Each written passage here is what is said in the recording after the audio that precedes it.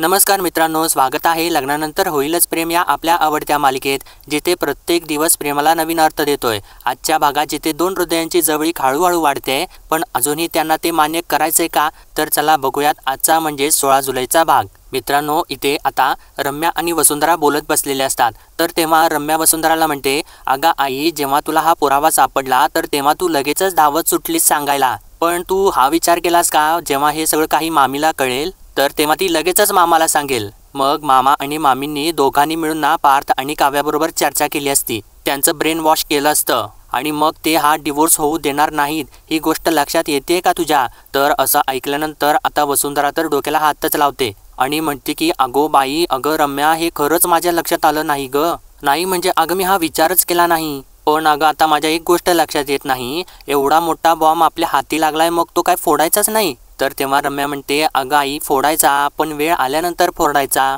तर तेव्हा वसुंधरा विचारते, आणि कसा फोडणार आहेस बॉम्ब? तर तेव्हा रम्या तिला सांगते, अगं आई, काव्याशी जवळीक साधून। तर तेव्हा वसुंधरा तिला म्हणजे काय असं विचारते। तर तेव्हा रम्या म्हणते, अगं म्हणजे ना, हे जर समज मामीला कळालं असतं ना तर ती काव्याशी बोलली असती, पण आता मी काव्याशी बोलेन, मी तिला कन्व्हिन्स करेन की कसं या लग्नात तिला काही सुद्धा सुख मिळणार नाहीये। असं तिने बोलल्यानंतर वसुंधरा मात्र हसूच लागते। तर रम्या पुढे म्हणते, तिचं पार्थबद्दल मन इतकं बदलेन ना की तिने डिवोर्स दिलाच पाहिजे। तर आता वसुंधरा तिला विचारते, पण अगं पार्थने का दिला असेल डिवोर्स? नाही अगं, त्याने डिवोर्स द्यायलाच पाहिजे, पण नेमकं असं काय घडलं की त्याने डिवोर्स द्यायची वेळ आलेली आहे त्याच्यावरती? तर रम्या म्हणते, अगं तुझा प्रश्न तर बरोबर आहे, पण हू केअर्स?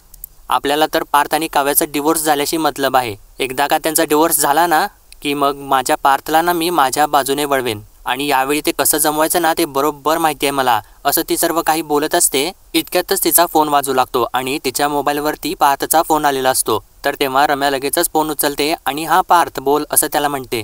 तर तेव्हा पार्थ म्हणतो, अगं बोल, काय आहेस कुठं तू रम्या? तर तेव्हा आता रम्या गडबडू लागते आणि म्हणते, सॉरी हा पार्थ, तो मगाशी क्लायंटचा कॉल, असं ती बोलत असते। तर तेव्हा पार्थ म्हणतो, झाला तो कॉल, आणि तू कुठं आहेस पण? तर रम्या म्हणते, अरे तेच तर मी तुला सांगायला फोन करत होते तेव्हा, की अरे मी घरी चालले, इथे ना छोटासा ॲक्सिडेंट झाला, आईच्या पायाला लागलाय रे, अरे ती ना घसरून पडलेली आहे, पाय मुरगाळलाय तिचा, म्हणून मी आले, अरे सॉरी। तर तेव्हा पार्थ म्हणतो, काय सांगतेस, असं कसं काय झालं? तर रम्या म्हणते, काय सांगू अरे तुला, ती काळजीच घेत नाहीये स्वतःची, मी किती वेळा सांगितलेलं आहे तिला, पण अरे हे सगळं काही कळलं आणि मला काही सुचलंच नाही, म्हणून ना मी मग इकडं तडक घरी निघून आले, सॉरी हा पार्थ, सॉरी। तर तेव्हा पार्थ म्हणतो, इट्स ओके, तू काळजी घे आईची, आणि जर काही लागलं ना तर मला सांग। तर तेव्हा रम्या म्हणते, हो मी सांगे ना काहीतरी लागलं तर, आता मी फोन ठेवते, असं म्हणून ती आता फोन ठेवून देते आणि वसुंधराला म्हणते, बघितलंस का किती सहज घोळात घेता येतं त्याला? तर वसुंधरा म्हणते, अगं नाही, पण पार्थ अजून पूर्ण घोळात आलेला नाहीये, त्यामुळे तू एवढी खुश होऊ नकोस, कळलं ना तुला?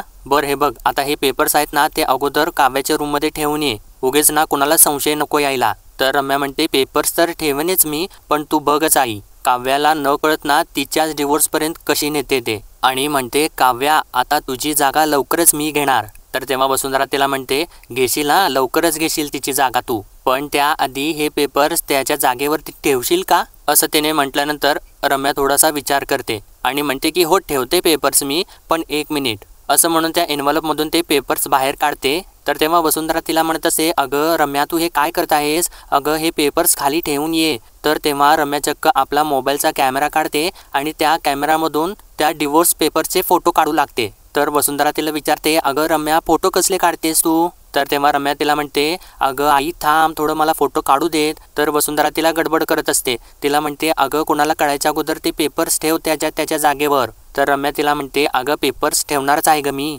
पण याचे फोटो काढून ठेवले, आणि ही तलवार आपल्याला कधी कशी वापरता येईल हे सांगता येत नाही। तर तेव्हा वसुंधरा म्हणते, अरे वा, फारच हुशार झाली आहेस तू। तर रम्या म्हणते, अगं तुझ्यामुळे, असं म्हणून त्या दोघे एकमेकांना टाळी देत हसू लागतात। तर मित्रांनो, आता दुसरीकडे जीवा मात्र जाम खुश झालेला असतो आणि तो कपाटामधून आपलं ब्लेझर वगैरे छान असं जॅकेट काढून छान अशी आवरायची तयारी करत असतो आणि गाणं वगैरे सुद्धा गुणगुणत असतो। तर तेव्हा मानिनी दारात येऊन उभारलेली असते आणि त्याच्याकडे बघून ती सुद्धा एकदम आनंदामध्ये आतमध्ये येऊ लागते आणि त्याच्याजवळ येऊन असं करते आणि त्याला म्हणते, छान गाणं गुणगुणत होतास, स्वप्न रंगवत होतास, म्हणून म्हटलं जरा बघूयात। तर जीवा म्हणतो, अगं स्वप्न वगैरे काही रंगवत नव्हतो मी। तर मानिनी म्हणते, अरे काय हरकत आहे, रंगव की स्वप्न। बरं अगदी हे परफ्यूम वगैरे मारून कुठं चाललेत, कुठे हे जन्मेजय देशमुख, असं त्याला ती विचारते। तर तेव्हा जेव्हा तिला सांगतो ॲक्च्युली ना मी नंदिनीला बाहेर जेवायला घेऊन चाललोय, तर असं सांगितल्यानंतर मानिनी खुशच होते आणि म्हणते अरे वा. तर तेव्हा जेव्हा तिला सांगतो अगं तसं नाही, ॲक्च्युली ती मला बाहेर जेवायला घेऊन चालली आहे,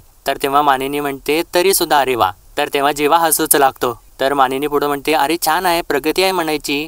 तर जेव्हा म्हणतो अगं आई तसं काय नाही आहे, प्रत्येक वेळेला ना ती काही ना काहीतरी म्हणत असते आणि प्रत्येक वेळेला मी नाही म्हणत असतो, म्हणून मी आज चाललेलो आहे, बाकी काहीसुद्धा नाही. तर तेव्हा मानिनी म्हणते छान छान, जा, छान आहे प्लॅन आणि काहीच हरकत नाही. प्रत्येक वेळी काय नवऱ्यानेच बायकोला फिरून घ्यायला जायला पाहिजे असंच काही नाही आहे. कधीतरी बायकोनीही म्हणावी की नवऱ्याला चला आज मी घेऊन जाते तुम्हाला डिनरला. असं बोलत ती हसतच असते आणि जेव्हासुद्धा खूपच खुश असतो.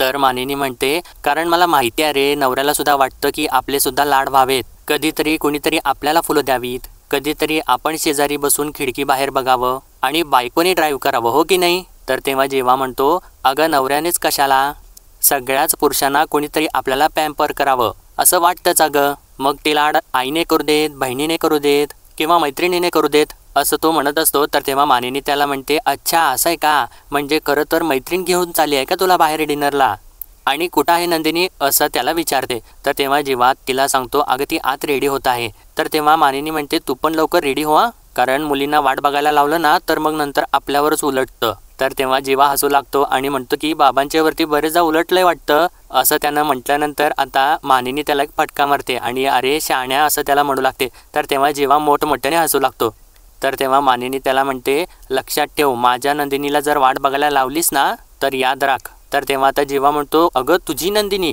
तर तेव्हा मानिनी म्हणते बरं ठीक आहे तुझी नंदिनी, असं म्हणून ती पुढं म्हणते की अरे जेव्हा तू आणि नंदिनी छान उत्साहाने जेवायला बाहेर जाताय ना हे बघून खरंच खूप छान वाटलं, आणि उगाचच वसुताईंना आपलं वाटतंय की तुमच्या संसारात काहीतरी वादळ वगैरे येणार आहे, असं ती म्हणून थोडंसं सिरियस होते. तर तेव्हा जीवासुद्धा सिरियस होतो आणि काय असं तिला विचारतो. तर तेव्हा मानिनी त्याला म्हणते अरे तू लक्ष देऊ नकोस रे, आत्याचं माहितीच आहे ना तुला, तुम्ही जा आणि एन्जॉय करा, असं म्हणून ती आता तिथून बाहेर निघून जाते. तर त्यानंतर आता जेव्हा आपला रुमाल हातामध्ये घेत असतो आणि त्या रुमालाच्या खाली धाग्यांचा डब्बा असतो, आणि तेव्हा जेव्हा तो डबा आपल्या हातामध्ये घेतो आणि त्या डब्याकडे एक सारखा बघू लागतो, आणि तेव्हा त्याला तो क्षण आठवतो ज्यावेळेस नंदिनीने त्याच्या कुर्त्याला बटन लावलेलं असतं, आणि तो क्षण आठवून जेव्हा खूपच हसू लागतो. आणि तेव्हाच इथे मित्रांनो त्यांनी छान असं बॅकग्राऊंड म्युझिक लावलेलं आहे, क्षण आतुर आतुर झाले. आणि तेव्हा जेव्हाला तो क्षण आठवतो ज्यावेळेस तो परत ऑफिसला जायला सुरुवात करत असतो, आणि तेव्हा नंदिनीने त्याच्या हातावरती दही साखर ठेवलेलं असतं आणि त्याला ऑल दी बेस्ट असं म्हणलेलं असतं, आणि तो क्षण आठवून आता जीवा परत खुश होऊ लागतो. आणि त्यानंतर आता त्याला तो क्षण आठवतो ज्यावेळेस नंदिनी चहा पित असताना फुर्रफुर असा आवाज काढत असते, आणि तो क्षण आठवून आता जीवा परत हसू लागतो आणि परत तो आता आरशामध्ये बघून स्टाईल मारत असतो. इतक्यातच मित्रांनो नंदिनी छान अशी आवरून बाहेर येते, आणि आता जेव्हा परत तिच्याकडे मागे वळून बघतो आणि तिच्याकडे तो बघतच राहतो, आणि नंदिनी सुद्धा समोर येऊन त्याच्या डोळ्यामध्ये बघत राहते, आणि त्यानंतर थोडीशी आपली नजर ती खाली घेते. तर मित्रांनो या दोघांच्या मधलं प्रेम असं खुलत असतं. तर आता इकडे काव्यासुद्धा छान आवरून तयार झालेली असते, आणि त्यानंतर जेव्हा पार्थ तिथे येतो तर तिच्याकडे बघून तो अगदी डोळे मोठे करूनच थक्कच होऊन जातो आणि एकसारखा तिच्याकडे बघू लागतो, आणि त्याची नजर तर काव्यावरून हटतच नसते. आणि आता या जोडीसाठी छान असं बॅकग्राऊंड म्युझिक उसवले धागे लावलेलं असतं. तर तेव्हा पार्थ आता आपला कोट घालतो आणि काव्या 2 इयरिंग्स आपल्या हातामध्ये धरते आणि एक इयरिंग आपल्या एका कानाला लावते आणि पार्थला विचारते हे छान दिसत आहे का, आणि परत दुसरं इयरिंग्स लावते दुसऱ्या कानाला आणि पार्थला विचारते का हे छान दिसत आहे. तर तेव्हा पार्थ दुसरं वालं छान दिसत आहे असा इशाऱ्याने सांगतो. तर तेव्हा काव्या खुश होते आणि पार्थने सांगितलेलेच इयरिंग्स आपल्या कानात घालू लागते. तर तेव्हा आता पार्थला काव्यासोबत त्याने घालवलेले एक एक क्षण त्याच्या नजरेसमोरून एकदम फास्टमध्ये जाऊ लागतात. तर आता काव्या तिच्या एका मेकअप क्रीमची झाकण काढायचा प्रयत्न करत असते आणि तिला ते काही जमत नसतं. तर तेव्हा आता पार्थ तिच्यासमोर आपला हात करतो आणि ते क्रीम आपल्या हातामध्ये घेऊन त्याचं झाकण काढून देतो. तर तेव्हा काव्या त्याच्याकडे बघून हसतच असते आणि त्यानंतर काव्या आता ती क्रीम लावू लागते. तर पार्थला आता तो क्षण आठवतो ज्यावेळेस त्याने काव्याकडे नाईट क्रीम मागितलेली असते आणि काव्याने ती नाईट क्रीम त्याला दिलेली असते, आणि तो क्षण आठवल्यानंतर पार्थ आता थोडीशी बारीक अशी स्माईल करतो. तर त्यानंतर आता पार्थ त्याचं झाकण काव्याच्या हातामध्ये देतो. तर मित्रांनो काव्या चक्क ती क्रीम आता पार्थच्या हाताला सुद्धा लावते आणि त्याच्याकडे बघून ती हसत असते. तर पार्थ मात्र यावेळेस शांतच असतो. तर मित्रांनो, आता इकडे नंदिनी कपाटामधून आपली पर्स घेते. तर तेव्हा जीवा आपला कोट घालायचा प्रयत्न करत असतो, पण त्याला त्याची अजून जखम दुखतच असते आणि त्याला व्यवस्थित कोट घालता येत नसतो. तर तेव्हा आता नंदिनी पुढे येते आणि त्याला कोट घालायला मदत करू लागते. तर तेव्हा आता जीवा परत तिच्याकडे बघू लागतो आणि नंदिनी आता जीवाला कोट घालते. तर तेव्हा जीवा मात्र खूपच खुश होत असतो आणि त्यानंतर आता नंदिनी आपली पर्स घेते आणि जीवाला म्हणते निघूयात का आपण, आणि ती पुढे चाललेलीच असते. तर इतक्यातच मित्रांनो, जीवा आता नंदिनीचा हात पकडतो आणि तिचा हात पकडून तो तिला थांबवतो आणि तिला इशाऱ्यानेच 1 मिनिट असं म्हणतो आणि परत थोडंसं तो बाजूला जातो आणि बाजूला जाऊन टेबलवरती ठेवलेलं नंदिनीचं कपल वॉच घेऊन येतो आणि ते कपल वॉच आता नंदिनी समोर धरतो आणि आपला दुसरा हात तिच्या समोर करतो. तर तेव्हा नंदिनी सुद्धा आपला हात त्याच्या हातामध्ये देते आणि तेव्हा जीवा तिच्या हातामध्ये ते घड्याळ बांधू लागतो आणि घड्याळ बांधत असताना तो तिच्या नजरेमध्ये बघू लागतो. तर आता नंदिनीला तो क्षण आठवतो ज्यावेळेस दीपकने तिच्यावरती हमला केलेला असतो आणि त्याच वेळेस नंदिनीने त्या कपल वॉचवरचं बटन दाबलेलं असतं आणि इकडे जीवाला त्याचं म्युझिक ऐकू गेलेलं असतं आणि तेव्हा जीवा ते म्युझिक ऐकून दरवाजा तोडून तिला वाचवायसाठी पुढे आलेला असतो आणि त्याने धावत येऊन तिला पकडलेलं असतं. तो क्षण आता नंदिनीला आठवतो आणि नंदिनी सुद्धा जीवाच्या नजरेमध्ये अगदी प्रेमाने बघू लागते. तर आता जीवा ते घड्याळ नंदिनीच्या हातामध्ये बांधून तिच्या नजरेमध्ये एकसारखा बघू लागतो आणि नंदिनी सुद्धा त्याच्या नजरेमध्ये बघून हरवून जाऊ लागते आणि तिला आता तो क्षण आठवतो ज्यावेळेस जीवाने इन्स्पेक्टरना सांगितलेलं असतं की नंदिनी जीवा देशमुख या घरची सून आणि माझी बायको आहे ती, आणि त्यानंतर तो तिला बाईकवरून पहिल्यांदा घेऊन चाललेला असतो. तो क्षण सुद्धा आता नंदिनीला आठवू लागतो आणि त्यानंतर जीवाने रडत रडत तिला मिठी मारलेली असते तो क्षण सुद्धा आठवतो आणि परत आता त्या दोघांनी मिळून पाणीपुरी खाल्लेली असते तो क्षण सुद्धा आता नंदिनीला आठवतो आणि नंदिनी त्या विचारांच्यात हरवून गेलेली असते. तर आता जीवा तिला म्हणतो आपण निघायचं का, असं तो इशाऱ्यानेच तिला बोलतो. आणि मित्रांनो, आता त्यानंतर ते चाललेले असतात तर अचानकच नंदिनीचा तोल जातो आणि नंदिनी पडणारच असते. तर तेव्हा आता जीवा परत तिला सावरतो आणि तिला सावरल्यानंतर आता नंदिनी परत जीवाच्या नजरेमध्ये बघू लागते आणि ते दोघे नकळत एकमेकांच्या मिठीत जातात. तर मित्रांनो, आता दुसरीकडे सुद्धा पार्थ आणि काव्या बाहेर चाललेले असतात आणि ते दोघे सुद्धा खूपच खुश होत असतात. तर इकडे जीवा आणि नंदिनी अजून सुद्धा एकमेकांच्या मिठीतच असतात. तर तेव्हा आता नंदिनी आपला थोडासा हात सोडवून घेते आणि जीवा सुद्धा थोडासा बाजूला होतो. तर तेव्हा नंदिनी परत जीवाच्या नजरेमध्ये बघत असते आणि जीवा तिच्याकडे बघून हसत असतो आणि त्यानंतर नंदिनी आता पुढे चालू लागते आणि जीवा तिच्या मागे मागे जाऊ लागतो. तर त्यानंतर ती दोन्ही जोडपी सुद्धा घराच्या बाहेर पडतात. तर आता त्यानंतर मानिनी आणि विक्रम दोघेच फक्त जेवायला बसलेले असतात. तर विक्रम मानिनीला विचारतो की काय ग मानिनी, आज डिनरला एवढी कमी लोक का आहेत. तर तेव्हा मानिनी त्याला सांगू लागते अहो मिथुन भाऊजी लग्नाला गेलेले आहेत ना, आणि कधी नव्हे ते मंजुताई आणि श्रेया सुद्धा गेलेले आहेत त्यांच्याबरोबर, आणि आपली रम्या काहीतरी सेलिब्रेट करायला पार्टी करते म्हणे मैत्रिणींच्या बरोबर. तर तेव्हा विक्रम विचारतो बरोबर ठीक आहे, पण आपले घोडे कुठे आहेत. तर तेव्हा मानिनी सांगते घोडे तळ्यावर गेलेले आहेत पाणी प्यायला. तर तेव्हा विक्रम तर हसूच लागतो आणि काय असं तिला म्हणतो. तर मानिनी सांगते आज पार्थ काव्याला लॉंग ड्राईव्हला घेऊन गेलेला आहे आणि नंदिनी जीवाला डिनर डेटवर घेऊन गेली आहे. तर तेव्हा विक्रम म्हणतो अरे वा क्या बात है असं म्हणून तो खुशच होतो आणि आता तिला विचारतो अगं पण तू का मटर पुलावचा बेत केलेला आहेस घरी, आपणही गेलो असतो ना डिनरला, अगं आपण काय म्हातारी झालोय का काय. तर तेव्हा मानिनी म्हणते नाही बाई, आपलं तर आत्ता 16वं सरलंय आणि आत्ता कुठं 17वं लागले ना. तर तेव्हा विक्रम हसू लागतो आणि तिला म्हणतो नाही तुझं मला माहिती नाही, पण माझं अजून 16वं देखील सरलेलं नाही. तर तेव्हा मानिनी म्हणते अरे बापरे देशमुख सांभाळू ना, असं म्हणतात 16वं वरीस धोक्याचं. तर तेव्हा विक्रम असं का, पण अगं 16वं वरीस मोक्याचं असं पण म्हणतात, असं त्यांना म्हटल्यानंतर मानिनी आता त्याला मारूच लागते. इतक्यातच तिचा फोन वाजू लागतो आणि तिला साठे गुरुजींचा फोन आलेला असतो. तर मानिनी म्हणते अहो साठे गुरुजींचा फोन आहे आणि या प्रवाहाला, असं म्हणून ती फोन उचलते. तर तेव्हा विक्रम तिला फोन स्पीकर फोनवरती टाकायला सांगतो. तर तेव्हा इकडून साठे गुरुजी खूपच सिरियस असतात आणि ते मानिनीला म्हणतात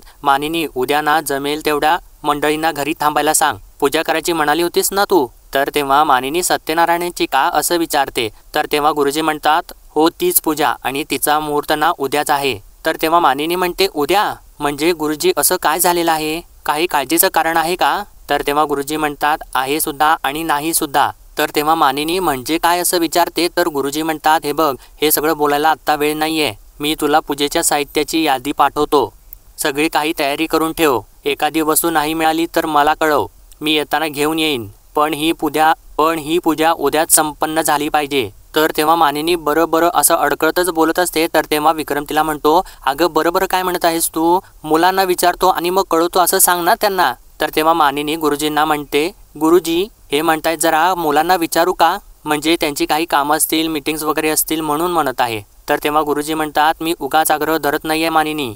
जी काही महत्त्वाची कामं असतील म्हणजे साह्या, मीटिंग्स, कोर्ट कचेऱ्या ती उद्या दुपारनंतर करायला सांगा. ही पूजा अत्यंत महत्त्वाची आहे. भेटू उद्या सकाळी, ठेवतो फोन असं म्हणून ते फोनच ठेवून देतात. तर तेव्हा आता मानिनी विक्रमला म्हणते, असं का म्हणाले असतील गुरुजी आणि असा इतका आग्रह का धरला असेल त्यांनी? तर तेव्हा विक्रम म्हणतो, जेव्हा जेव्हा गुरुजी असं काहीतरी फोन करून सांगतात ना तर तेव्हा तुझ्या लगेच डोक्याला भुंगा लागतो. तर मानिनी म्हणते, अहो मग काळजी वाटणार नाही का? तर तेव्हा विक्रम म्हणतो, बरोबर ठीक आहे, काही का असेना पण तुझ्या मनातली इच्छा तरी पूर्ण होईल ना. उद्या आपल्या घरी सत्यनारायणाची पूजा होईल. तर तेव्हा मानिनी विचारते, पण उद्याच का? उद्या असं काय मोठं घडणार आहे? असं म्हणून ती आता काळजीत पडते. तर मित्रांनो आता इकडे नंदिनी आणि जीवा डिनरसाठी आलेल्या असतात आणि त्यांचं डिनर पूर्ण सुद्धा होतं. तर तेव्हा जीवा नंदिनीला म्हणतो, छान झालं ना डिनर, पण अगं कॅन्डल लाईट डिनर वगैरे मी एक्सपेक्ट केलेलंच नव्हतं. तर नंदिनी त्याला म्हणते, कधी कधी ना आपल्याला अपेक्षित नसतं ना तेच आपल्या बाबतीत घडतं. असं तिने म्हटल्यानंतर आता जीवा थोडासा सिरियस होतो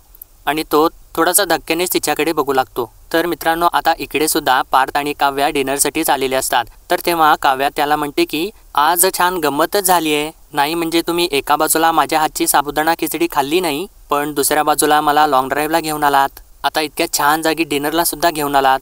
असं म्हणून ती आता त्याचे आभार मानते. आणि खरंच तुमचा राग गेलाय ना हे पाहून खूप छान वाटलं मला. आणि म्हणते की आणि एक गोष्ट आहे, हा इतका अँग्री लुक ना तुम्हाला सूट नाही करत देशमुख. तर तेव्हा पार्थ मध्ये मध्ये थोडासा हसत असतो आणि परत म्हणते की हा आणि व्हाईट सॉस पास्तासाठी स्पेशल थँक्यू. तर तेव्हा पार्थ तिला विचारतो, आवडलं ना तुम्हाला? तर तेव्हा काव्या म्हणते, हो तर आवडलं ना, पण आज खूप दिवसांनी तुम्हाला असं हसताना बघते मी, ते मला सगळ्यात जास्त आवडलं. आणि हे रेस्टॉरंट सुद्धा आवडलं मला, मस्त रेस्टॉरंट आहे. म्हणजे आपल्याला शांतपणे बसून खूप गप्पा मारता आल्या, तेही खूप दिवसानंतर. मला खरंच खूप मजा आली. आणि अहो आपण बराच वेळ झालं घरातून बाहेर निघालेलो आहे, उशीर तर नाही झालेला ना आपल्याला? तर तेव्हा आता पार्थ थोडासा सिरियस होतो आणि तिला म्हणतो, खरं तर उशीरच झालेला आहे, सगळ्यालाच उशीर झालेला आहे. असं त्यांना बोलल्यानंतर आता काव्या सुद्धा थोडीशी सिरियस होते आणि त्याच्याकडे एक सारखी बघू लागते. तर मित्रांनो आता इकडे गुरुजींनी मानिनीला ती लिस्ट पाठवलेली असते आणि मानिनीने ती लिस्ट मिथूनकडे दिलेली असते. तर तेव्हा मिथून ती लिस्ट तिला वाचून दाखवत असतो. आंब्याची पानं, नागिनीची पानं, दुर्वा, झेंडूची फुलं, सुपाऱ्या, निरंजन, समई आणि दक्षिणा. आणि आता ना मी एक काम करतो, सकाळी सकाळी जातो आणि हे सगळं काही घेऊन येतो. तर तेव्हा मानिनी त्याला म्हणते, मिथून भाऊजी तुम्ही बघा एकदा नीट, खरंच जमणार आहे ना तुम्हाला सगळं? तर तेव्हा मिथून म्हणतो, वहिनी सगळी गाणी वाजणार, तुम्ही दगडफेक करू नका. Don't take tension, I will manage every tension. मी आणि माझा जिगर जीवा आम्ही दोघं जातो आणि हे सगळं काही सामान घेऊन येतो. तर तेव्हा मानिनी म्हणते, नाही नाही जीवा आत्ता सुद्धा कधी येईल ना ते सांगता येत नाही, आणि उद्या ना त्यालाच पूजेला बसायचं आहे, त्याला तुम्ही सोडा. तुम्हाला हे जमणार आहे का? तर तेव्हा मिथून म्हणतो, हो जमणार, जमणार म्हणजे 100% जमवणार. मी सगळी व्यवस्था करून जातो, सगळ्या वस्तू दादांच्या हातात देतो. पण काय आहे ना, उद्या एक महत्त्वाचं मला लग्न आहे. माझा एक जवळचा मित्र आहे, त्या मित्राच्या बायकोच्या भाचीचं लग्न आहे. तो म्हणतो, बाबा लोकांचा पायगुण चांगला असतो पण तुझा हातगुण चांगला आहे का माहितीये का? त्याच्या लग्नाचा अंतरपाठ मी पकडला होता, तेव्हापासून ना त्यांच्यात अंतर निर्माणच नाही झालं. म्हणून म्हणतो बायकोच्या भाचीचा अंतरपाठ तूच पकडायला ये, दुसऱ्यानं पकडलं तर अंतर निर्माण होईल, असं तो म्हणाला. आय डोंट लाईक दिस ना. तर तेव्हा मानिनी म्हणते, ओके ओके मिथून भाऊजी तुम्ही जा, हरकत नाही, पण सामानाचं तेवढं बघा, असं ती सांगत असते. इतक्यातच वसुंधरा खाली येते आणि मानिनीला म्हणते, अगं काय का मानिनी, तुम्हाला दोघांना झोपायचं नाहीये का? गप्पा काय मारत बसलाय रात्रीच्या? तर तिने असं विचारल्यानंतर मिथून तिला म्हणतो, वसुताई गप्पा कुठे मारतोय आम्ही? त्याचं काय झालं माहिती का, साठे गुरुजींचा ताईंना फोन आलेला होता. तर तेव्हा वसुंधरा डोक्याला हात लावते आणि मानिनीला म्हणते, अगं मानिनी, अगं आता काय आहे नवीन? तर तेव्हा मानिनी तिला शांत करते आणि म्हणते, अहो ताई एवढं काय नाही, एवढं नवीन काहीच नाही आहे. मी आपलं साधंच त्यांना म्हटलं होतं सगळ्यांच्या सुख समाधानासाठी एक पूजा करूया, तर त्यांनी सांगितलं की अगदी उद्याच मुहूर्त आहे. तर तेव्हा वसुंधरा विचारते, एवढं काय झालंय अगदी, म्हणजे फक्त उद्याचाच मुहूर्त आहे का? तर मित्रांनो त्यांचं हे सगळं असं बोलणं चालू असतं आणि आता इकडे बघा जीवा नंदिनीला म्हणतो की नंदिनी अगं तुला आज खूप दिवसानंतर असं हसताना बघितलंय, आणि एक सांगू का तुला, म्हणजे फक्त नॉर्मल एक म्हणजे ह्युमन बिईंग म्हणून म्हणा, जगात काही माणसांचं हसू असं असतं की जे बघितलं ना की धीर वाटतो, छान वाटतं. हां आता तुला ना माझ्यासारख्या खळ्या पडत नाहीत, त्या खळ्या मला पडतात, पण मला ना तुझ्यासारखं निखळ हसता येत नाही. तुझं हसू कसं आहे माहिती आहे का तुला? तुझं हसू म्हणजे ना 4 महिन्याच्या उन्हाळ्यानंतरचा पहिला पाऊस. तुझं हसू म्हणजे दिवाळीतली खरेदीची हौस. तुझं हसू म्हणजे अप्रतिम जेवणानंतरचं गोड डेझर्ट. असं तो म्हणतच असतो. इतक्यात वेटर डेझर्ट घेऊन येतो. तर तेव्हा जीवा त्याला म्हणतो, अरे भाई काय टायमिंग आहे तुझं, कुठं होतास तू आणि हे डेझर्ट आपने को मागताय. आणि त्यानंतर तो चक्क उठून उभा राहतो आणि त्याच्याकडचं डेझर्ट मेनू कार्ड आपल्या हातामध्ये घेतो आणि त्याला म्हणतो, जा जा आज तू इथून जा, आज मॅडमसाठी मी वेटर आहे. असं म्हणून तो आता नंदिनीला ते मेनू कार्ड वाचून दाखवू लागतो. सो मॅडम तुम्हाला काय खायचंय? केशर घातलेलं श्रीखंड, मिठी jalebi, caramel custard, cheese cake, सोन पापडी, दुधी हलवा की पिस्ता कुल्फी? अहो बोला बोला मॅडम, नेमकं काय हवंय तुम्हाला? असं तो तिला एकदम उत्साहातच विचारत असतो. तर मित्रांनो नंदिनी चक्क त्याला डिवोर्स असं सांगते आणि ते ऐकल्यानंतर मित्रांनो जीवा पटकन खाली बसतो आणि त्याला फार मोठा शॉक बसलेला असतो. तर आता बघा इकडे मित्रांनो काव्या पार्थला विचारते, नाही नाही म्हणजे कधीतरी थोडासा उशीर झाला तर चालतो ना, आणि असे कितीसे वाजले असणार आहेत आत्ता, असं म्हणून ती आता मोबाईल चेक करते आणि त्याच्यावरती 11 वाजलेले असतात. तर काव्या खूपच खुश होते आणि पार्थला दाखवत म्हणते, अहो पार्थ हे बघा 11 वाजलेले आहेत. तर आता पार्थला तो क्षण आठवतो ज्यावेळेस त्याने काव्यासाठी फ्रूट सॅलड बनवून आणलेलं असतं आणि काव्या फ्रूट सॅलड खात असते. तर पार्थ एकदमच घड्याळात बघतो आणि काव्याला थांबवतो आणि म्हणतो की एक मिनिट थांबा, अहो 11 वाजून 11 मिनिटं झालेली आहेत आणि यावेळेस ना एखादी विश मागितली ना तर ती पूर्ण होते. आणि तो सगळे हे काही आठवत असतो. तर तेव्हा आता काव्या त्याला म्हणते, सांगा युनिव्हर्सला सांगा तुम्हाला काय हवा येते तुम्हाला, आणि मागा युनिव्हर्सकडे तुम्हाला काय हवा येते. तर तेव्हा आता पार्थ एकदमच तिला अगदी नंदिनीसारखं डिवोर्स असं सांगतो. तर ते ऐकल्यानंतर मित्रांनो आता काव्याच्या पायाखालची सुद्धा जमीन सरकते आणि तिला सुद्धा खूप मोठा धक्का बसतो. तर मित्रांनो आजचा भाग इथेच संपतो आणि पुढील भागामध्ये आपण पाहणार आहोत की पार्थ काव्याला म्हणत असतो, तुम्ही माझ्यासाठी श्रीखंड बनवलंत, माझ्यासाठी डबा घेऊन यावा असं तो बोलत असतो. आणि इकडे नंदिनी सुद्धा जीवाला म्हणत असते की मी ऑफिसला जाताना त्याच्या हातून माझ्यासाठी नाश्ता करणारा. आणि परत इकडे आता पार्थचं बोलणं दाखवलंय. तो म्हणत असतो की तुम्ही माझ्यासाठी हे जे काही एफर्ट घेत आहे ना ते आयुष्यभर नाही करणार तुम्ही, आणि स्वतःला हे करण्यापासून तुम्ही आता थांबवा. तुम्ही जर का नाहीत थांबलात ना तर मी प्रेमात पडेन तुमच्या काव्या. तर इकडे नंदिनी सुद्धा आता जीवाला म्हणते, आपली ही अधुरी कहाणी आपण आता इथेच थांबवूयात. तर आता इकडे पार्थ काव्याला म्हणतो, आता एकच उपकार करा माझ्यावरती, मला मोकळं करा. असं म्हणून तो चक्क डिवोर्स पेपर परत आपल्या हातामध्ये घेतो आणि त्याने इथे सुद्धा ते डिवोर्स पेपर्स आणलेले असतात आणि ते डिवोर्स पेपर्स आता परत तो काव्यासमोर धरतो. आणि मित्रांनो इकडे नंदिनीने सुद्धा ते डिवोर्स पेपर्स आपल्याबरोबर आणलेले असते आणि ते आता डिवोर्स पेपर्स ती पर्समधून बाहेर काढते आणि जीवासमोर धरून त्याला म्हणते, सही करून मला मोकळं करा. तर मित्रांनो आजसाठी एवढंच, पण उद्या या मालिकेचं पुढचं पान उघडणार आहोत, तेव्हा उद्या नक्की भेटूया. मित्रांनो व्हिडिओला एक लाईक करा. तुम्हाला आजचा भाग कसा वाटला ते खाली कमेंटमध्ये नक्की कळवा. तुमच्या प्रतिक्रिया आम्हाला पुढील भागासाठी प्रेरणा देतात. धन्यवाद.